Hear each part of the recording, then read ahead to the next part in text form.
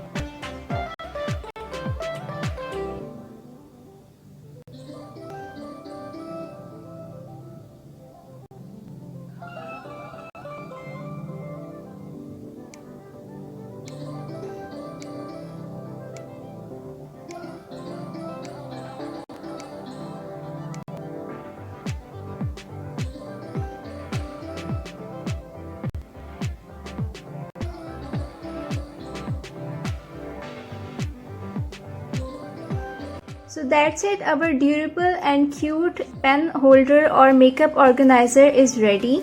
You can put all your stationery stuff in it and keep it on your desktop just like that.